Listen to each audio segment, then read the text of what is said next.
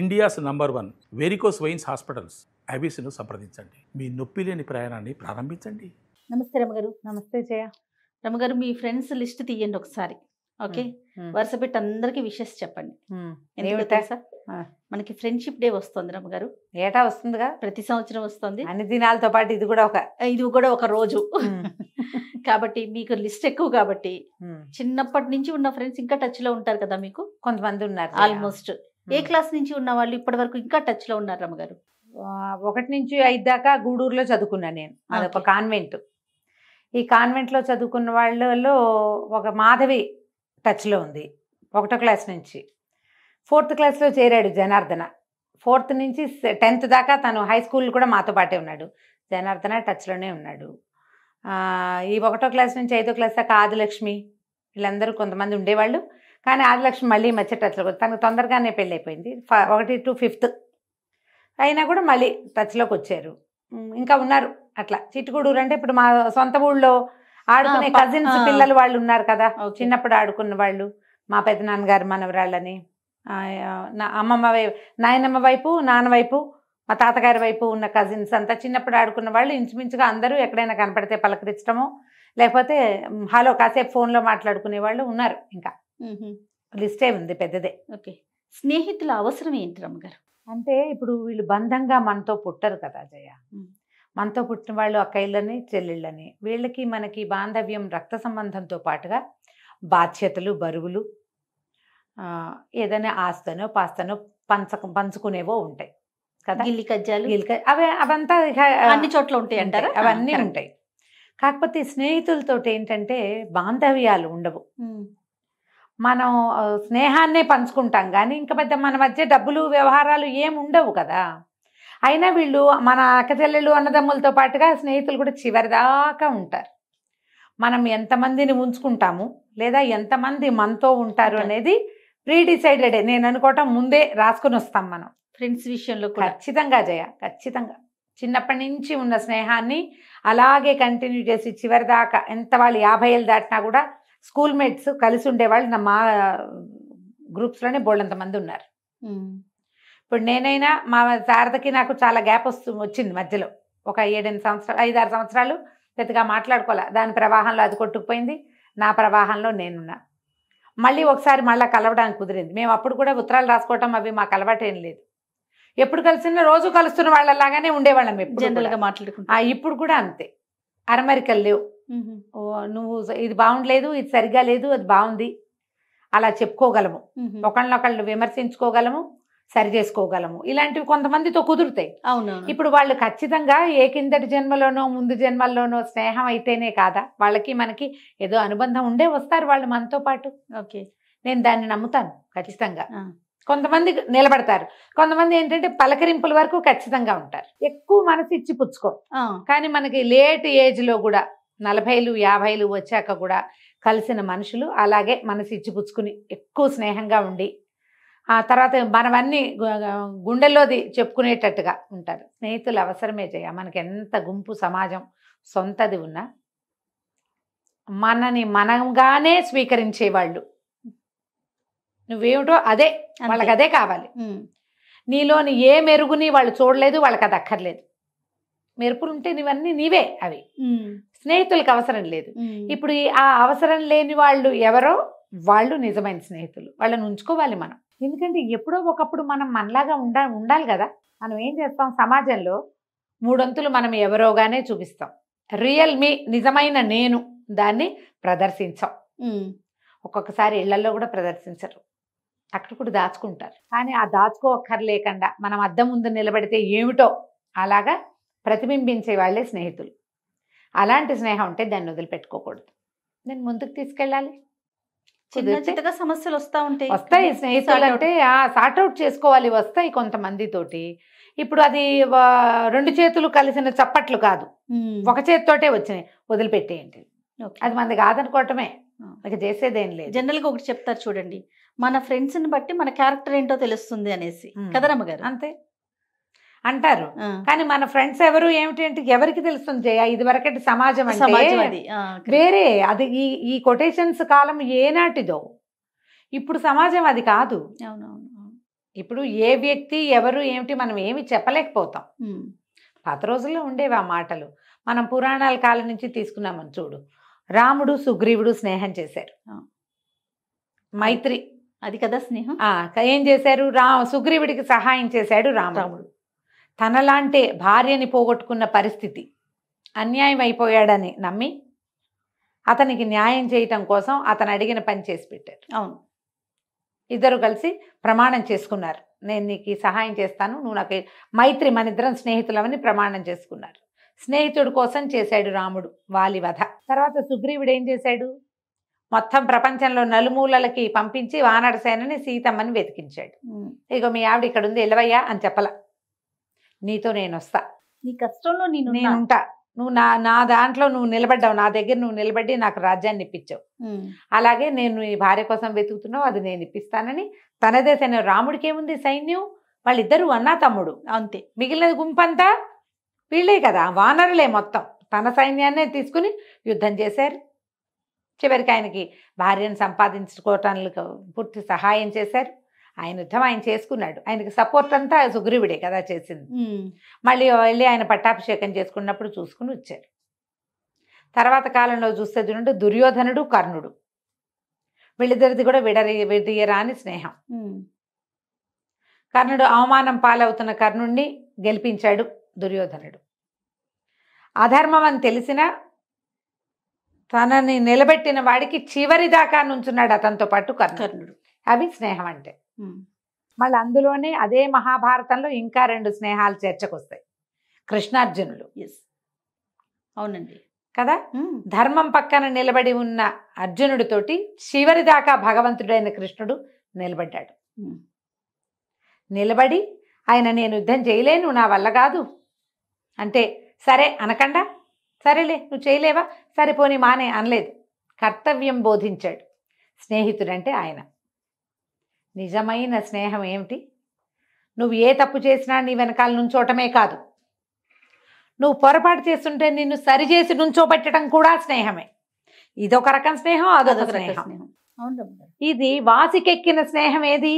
ఇది కర్తవ్య బోధ చేసిన వాడు నిజమైన స్నేహితుడు. మళ్ళీ ఇదే భారతంలో మనకి ఇంకో కథ చూపిస్తారు, కృష్ణ సుధామ.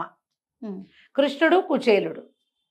పేదరికంలో ఉన్న కుచేలుడిని కరుణించాడు భగవంతుడి స్వరూపంలో ఉన్న ఆయన మిత్రుడు.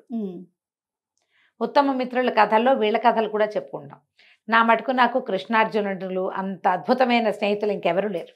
అవును రమ్మగారు. ఎప్పుడు కూడా స్నేహితుడు అనేవాడు కర్తవ్య బోధ చేయాలి.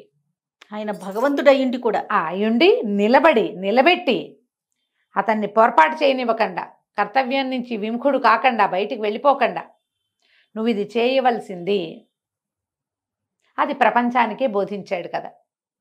ఇట్లా బోల్డ్ అని కథలు చెప్పుకోవచ్చు మనం. మనకు అసలు ఎన్ని రకాల గాథలు కనిపిస్తాయో చరిత్రలో కూడా.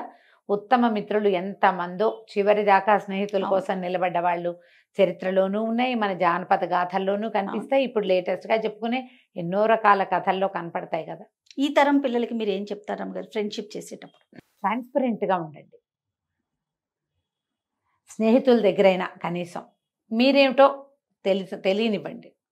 అవతల వాళ్ళు సరి చేయటానికి పూనుకుంటే సరే అయిపోండి, అప్పుడే స్నేహాన్ని నిలబడుతుంది. మిగిలిన వాళ్ళతో మనకి సమాజాలు చిన్నవి. ఫ్యామిలీ సమాజం, కుటుంబ సమాజం చాలా చిన్నది. మనకి తాతలు ముత్తాతలు అన్నదమ్ములు వాళ్ళు తగ్గిపోయారు. నాన్నలకు అన్నదమ్ములు, అక్క చెల్లెళ్ళు, అమ్మకి అక్క చెల్లెళ్ళు, అన్నదమ్ములు తక్కువ. మనకి తక్కువే. స్నేహితులే మనకి ఇప్పుడు ఉన్నారు. ఈ ఉన్న స్నేహితుల్ని జాగ్రత్తగా కాపాడుకోండి. ఇందులో ఈగోకి పోవద్దు, అహంకారానికి, భేషజానికి, వీటికి పోయి ఆత్మాభిమానం ఎక్కువైపోయి స్నేహితుల్ని పోగొట్టుకుంటారు చాలామంది. దాన్ని పోగొట్టుకోవద్దు. మనకి మంచి మాట చెప్పేవాళ్ళు చాలా తక్కువ ఉన్నారు.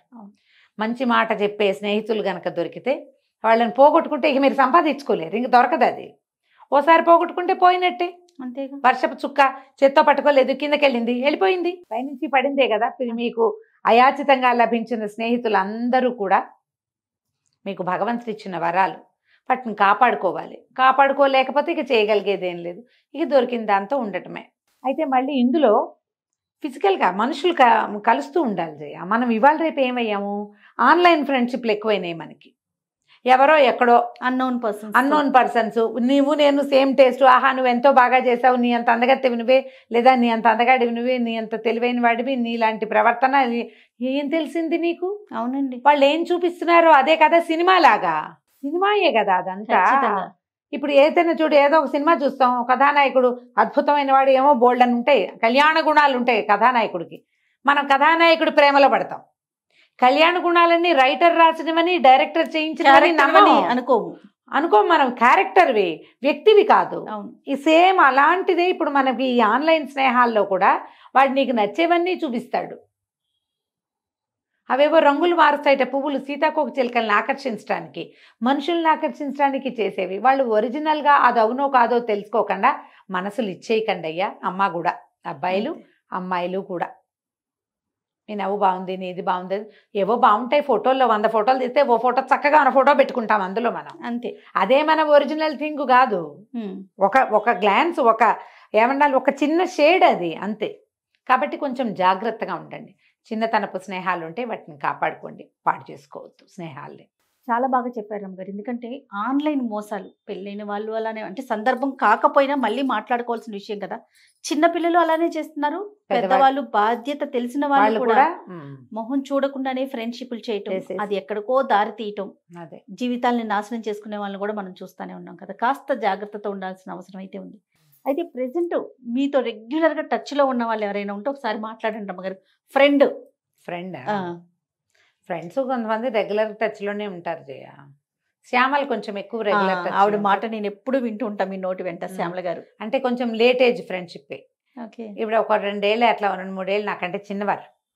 మేము ఏదో సందర్భాల్లో 8-9 సంవత్సరాల క్రితం కలిసాం. నా దగ్గర చదువుకోవటానికి వచ్చారు. ఎలా కుదిరిందో ఇక ఒక విడదీరాని స్నేహం ఏర్పడింది. మేమిద్దరం మాట్లాడుకుంటూ ఉంటాం బాగా. అంటే ఇప్పుడు నేను బాగా ఓపెన్ అయ్యేది శ్యామల గారి దగ్గర, బాగా ఓపెన్ అవుతాను. అన్ని నా రకరకాల ఇష్యూస్, నేను ఫేస్ చేస్తున్నవి, నాకు వచ్చిన ఇబ్బందులు, ఏం చేయాలో తెలియనప్పుడు, తోచనప్పుడు సలహా కింద నాకు సలహా ఇవ్వడానికి మాకు అక్కయ్యలు ఉన్నారు పుష్కలంగా. అయినా సరే శ్యామల గారిని కూడా టచ్ లోనే ఉంటాను, రెగ్యులర్ గా మాట్లాడుతూనే ఉంటాం. ఒకసారి మాట్లాడండి అమ్మగారు, ఫోన్ చేయనా, విషెస్ చెప్పండి. హలో రమాగారు చెప్పండి. ఏం చేస్తున్నారు శ్యామల? చెప్పండి. ఏం చేయడం లేదు, చెప్పండి కూర్చున్నాను. ఏం లేదు, నేను స్టూడియోలో ఉన్నాను. చెప్పండి. ఫ్రెండ్షిప్ డేట్ ఇవాళ. జయ విషెస్ చెప్పిస్తోందని చెప్పండి. మీకు విషెస్ చెప్పించడానికి ఫోన్ చేస్తుంది జయ. అంటే నేను ఫ్రెండ్ డేలు వాటికి పెద్దగా ఇష్టపడను కదా, అందుకని విషెస్ చెప్పకపోతే పోనీ ఒకసారి హలో అనండి. Friendship day, you are my bestest friend. అదే. శ్యామల గారు బాగున్నారా? బాగున్నానమ్మా, బాగున్నాను. Thank you. 2 రోజులకు ఒకసారి ఫ్రెండ్షిప్ డే రోజు కాల్ చేయించారు. 2 డేస్కి ఒకసారి నేను రమ్మగారు కలిసిన ప్రతిసారి 2 డేస్కి ఒకసారి మీ పేరు వింటూ ఉంటానండి నేను రమ్మగారి దగ్గర. ఒక్క 2 మాటలు మా రమ్మగారి గురించి మీ ఒపీనియన్, అంటే యాజ్ ఏ ఫ్రెండ్గా మీరు, అంటే నేను ఒక గెస్ట్గా, లేకపోతే నాకు ఒక సిస్టరు, మదర్, ఇట్లా నా ఫీల్ వేరు. ఒక ఫ్రెండ్గా మీరు రమ్మగారిలో మీకు బాగా అద్భుతమైన విషయం ఏమనిపించింది? ఒక ఫ్రెండ్గా మీరు ఎలా చూస్తారు ఆవిడ్ని? రమ్మగారిలో అన్ని విషయాలు నచ్చుతాయి నాకు. ఒక్కటేముంది, అన్ని ఇష్టం. ఆవిడ ఎంత బాగా మాట్లాడతారు, ఎంత చక్కగా ఇతరులని అర్థం చేసుకుంటారు, వారి సమస్యల పట్ల ఎంత కన్సర్న్ చూపిస్తారంటే, సొంత ఇంట్లో సిస్టర్స్, పేరెంట్స్ ఎంత కన్సర్న్ తో ఉంటారో అంత కన్సర్న్ చూపిస్తారు ఎదుటి వాళ్ళ బాధ గురించి. ఎవరి గురించి పొరపాటును కూడా, ఒక్క మాట కూడా, ఎటువంటి చెడ్డ మాట రాదు అసలు. అందరి గురించి మంచిగా ఆలోచిస్తూ ఉంటారు. ఇప్పుడు that is the greatest quality రామగారిలో. చాలా ఎటువంటి సిచ్యువేషన్ లోనూ తొణకరు, వెనకరు, నిదానంగా కూర్చుని ఆలోచిస్తారు. అది దానికి పరమాత్మ ఉన్నాడు, ఆయన చూసుకుంటారు. ఇది నేను కూడా చూసానండి, ప్రత్యక్షంగా చూస్తా ఉంటారు అమ్మగారిని. ఎలాంటి సిచ్యువేషన్ వచ్చినా, అంటే జీవితం కదా, అన్ని చూస్తా ఉంటాం మనము. కష్టం వచ్చినా సుఖం వచ్చినా ఒకేలాగా స్పందిస్తూ ఉంటారండి. ముఖ్యంగా ఏదైనా సమస్య వచ్చినప్పుడు కూడా ఆవిడని చూసి నేను ఎన్ని నేర్చుకుంటాను ఎప్పుడు చెప్తూ ఉంటారు అమ్మగారిని. గుండె ధైర్యంగా ఎలా ఉండాలి, సమస్య వచ్చినప్పుడు దాన్ని మనం ఎలా తీసుకోవాలి, ఎలా తీసుకెళ్ళాలి అనేది. Anyhow exactly. Thank you so much అండి. కూడా అంతే. Thank you for this opportunity. Thank you Rama గారు. థ్యాంక్ యూ అండి. Happy friendship day. Wow super. నా బదులు మీరు చెప్తున్నారు శ్యామల, హ్యాపీ ఫ్రెండ్షిప్ డే.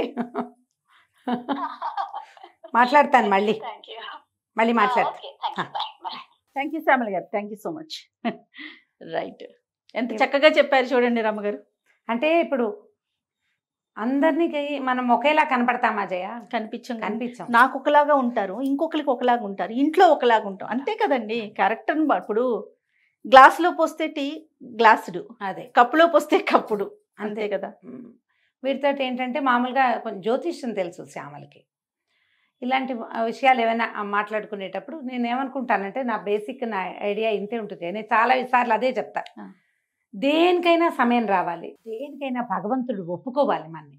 ఇవాళ ఇక్కడ కూర్చున్నామంటే భగవంతుడు ఒప్పుకున్నాడు కాబట్టి, ఏ రోజున ఆయన చెయ్యి మన నెత్తి మీద నుంచి పక్కకి వెళ్తుందో మన ఇంకో చోటకి జరుపుతాడు.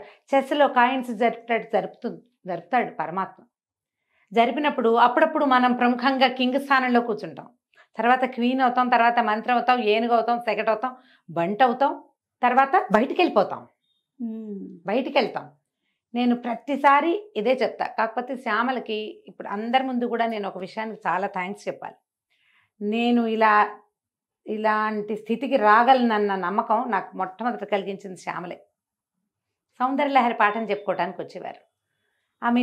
మేము కలిసింది పిల్లల వైలన్ క్లాస్లో. మీరేం చదివారు ఇది మాట్లాడితే నేను సంస్కృత్ లెక్చరర్గా వర్క్ చేస్తాను. ఓ మీకు సంస్కృతం వచ్చా, అయితే మీరు సౌందర్యలహరి చెప్పండి నాకు అన్నారు. నాకే రాదండి అన్నాను నేను.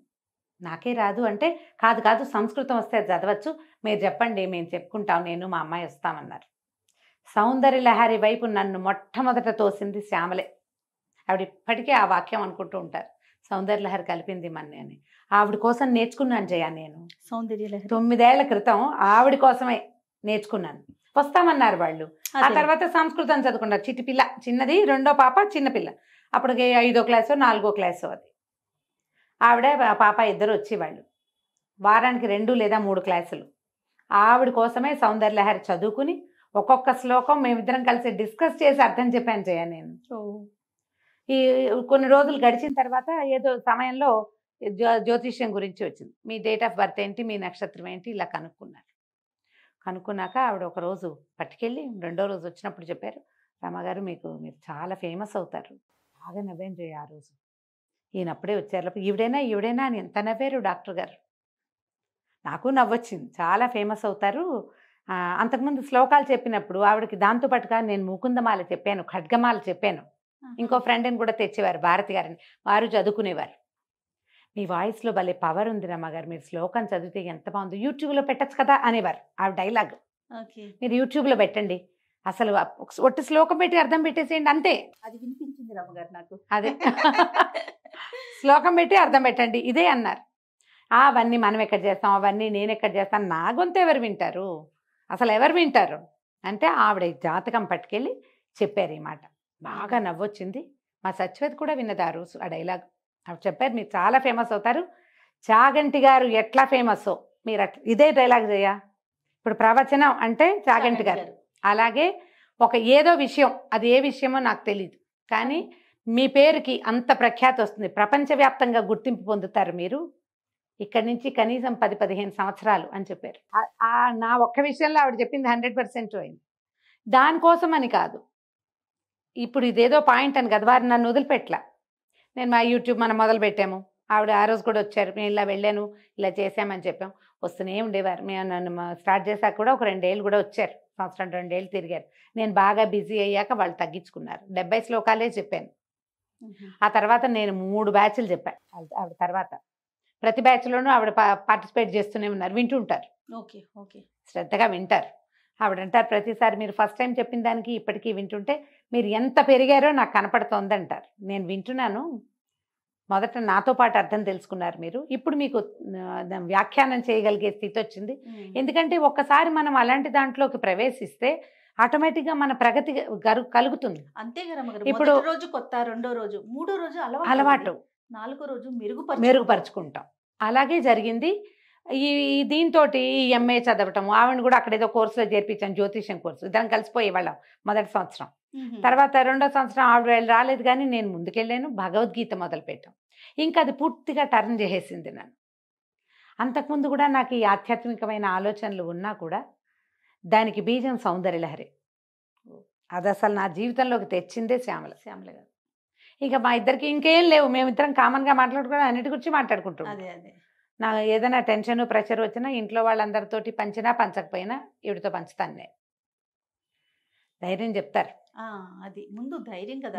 నేను కొన్ని విషయాల్లో ఆవిడకి సపోర్టు, ఆవిడ కొన్ని విషయాల్లో నాకు సపోర్టు. ఒక 9 ఏళ్ల క్రితం అంటే ఎంత లేట్ ఏజ్ ఫ్రెండ్షిప్ కదా. మనకి ఇలా చాలా మంది కలుస్తారు జయ. కొంతమందితో బాగా ముందుకెళ్తుంది, కొంతమందితో ఒక స్లోగా ఉంటుంది. ఇదే స్టేజ్లో ఇంచుమించు పరిచయం అయిన వాళ్ళు ఇంకా 2-3 క్లోజ్ ఫ్రెండ్స్ ఉన్నారు నాకు. వీరితో ఒక ప్రత్యేకమైన అనుబంధం ఏంటంటే సౌందర్యలహరి. అమ్మ కలిపింది ఇట్లా. ఏదైనా మనకి ఇలా ఒక అవకాశం తోటి కొంతమందితో స్నేహం కలిస్తే వాళ్ళకి మనకి కామన్ థింగ్స్ ఏమీ లేకపోయినా కూడా ఉండకపోయినా సరే స్నేహాలు వదిలిపెట్టుకోవద్దు. మనని ఎవరు యూత్గా ఎప్పటికీ యవ్వనంగా ఉండేలాగా, అలాగే అనాలి దాన్ని, యూత్ అంటే అదే చెప్పాలి కదా. అంటే మనంగానే ఉండేందుకు ఇది దోహదపడుతుంది. చిన్నప్పటి స్నేహాలుండి ముందుకు తీసుకెళ్లారా మంచిది. మధ్యలో కలిసిన స్నేహాన్నైనా కొత్త రంగులు అద్దకుండా పాడు చేసుకోకుండా అది ఎలా ఉన్నదో దాన్ని అట్లాగే నిత్య నూతనంగా ఉంచుకుంటే మనం ఎప్పుడూ ఉత్సాహంగానే ఉండగలుగుతాం. ఆలోచించండి. నువ్వు కూడా బిజీగా ఉంటావు కదా జయ. ఇప్పుడు నేను చూడు, నేను ఇంత బిజీగా ఉన్నా నాకు ఫ్రెండ్స్ ఉన్నారు, నీకు కూడా ఫ్రెండ్స్ ఉండుంటారు కదా. నువ్వెవరికి చెప్తావు హ్యాపీ ఫ్రెండ్షిప్ డే? నేనైతే మన కీర్తికి చెప్తాను రమ్మగారు. ఓకే. ఎందుకంటే స్కూల్ ఫ్రెండ్స్ ఉన్నారు, కాలేజీ ఫ్రెండ్స్ ఉన్నారు, హాయ్ హలో అంతవరకే ఉంటా కదా తప్ప ఎక్కువగా డీప్గా వెళ్ళి పర్సనల్స్ షేర్ చేసేసుకునే అంత టైము నేను పెట్టుకోవట్లేదు. బహుశా అది మరి రాంగో రైట్ నాకు తెలీదు. నా ప్రతి స్టెప్ని చూసింది కీర్తి. మన దగ్గర చేస్తా ఉంది కదా కీర్తి బహుశా మన దగ్గరకు వచ్చి 2 years అయింది కదా. కానీ TV5లో మేమిద్దరం కలిసి వర్క్ చేసాం. నాకు ఒక 15-16 సంవత్సరాల నుంచి కీర్తి తెలుసు. చిన్నది నీకంటే. నాకు ఎట్లా అనిపిస్తుంది అంటే అక్క వాళ్ళ పాప, తర్వాత పింకీ, తర్వాత కీర్తి, అట్లా ఆ లైన్ అనిపిస్తుంది. కానీ ఎంత మెచ్యూర్డ్ గా ఉంటుంది అమ్మాయి, చాలా మెచ్యూర్డ్ గా ఉంటుంది, చాలా మంచి అడ్వైజెస్ ఇస్తుంది. నాకు ఏదైనా సమస్య వచ్చినప్పుడు, లేకపోతే నేను ఏం చేయాలి నాకు అర్థం కానప్పుడు, ఇప్పుడు కాదండి దేవరి నుంచి కూడా నా వెన్నంటే ఉన్నది ఎవరంటే నేను కీర్తి. సో ఈ సందర్భంగా నేను కీర్తికి చెప్పాలి హ్యాపీ ఫ్రెండ్షిప్ డే. మీ ఫ్రెండ్స్ అందరికీ హ్యాపీ ఫ్రెండ్షిప్ డే చెప్పుకోండి. అయితే ఒక రోజుకి దీన్ని పరిమితంగా చెయ్యొద్దు. ఏదైనా చిన్నది వస్తే మొదటే మీ అంతట మీరే మూడో మనిషిని రానివ్వకుండా, మూడో వాళ్ళు ఉండకూడదు. మధ్యవర్తి వచ్చాడు అంటే దాన్ని వ్యవహారం అంటారు, స్నేహం అనరు. కరెక్ట్ గా చెప్పారు కదా. స్నేహం అంటే మీరు మూడో వాళ్ళకి చెప్పకూడదు, మీ ఇద్దరే సార్ట్ అవుట్ చేసుకోండి. అలా గనక చేశారంటే ఎప్పుడు స్నేహాలు ముందుకెళ్తాయి. ఒకవేళ మీ స్నేహితుల్లోనే ఒకళ్ళు పూనుకుంటే సార్ట్ అవుట్ చేయడానికి అది ఓకే, కానీ బయట వాళ్ళని మాత్రం రానివ్వాలి, ఎంటర్టైన్ చేయకూడదు. రైట్. ఈ సందర్భంగా ఫ్రెండ్స్ అందరికీ కూడా హ్యాపీ ఫ్రెండ్షిప్ డే చెప్దామండి. అలాగే నువ్వు చెప్పు, నేను కూడా అలాగే అంటాను. చెప్పేశాను already. Thank you so much రమ్మ గారు. నమస్తే. నమస్తే జయ.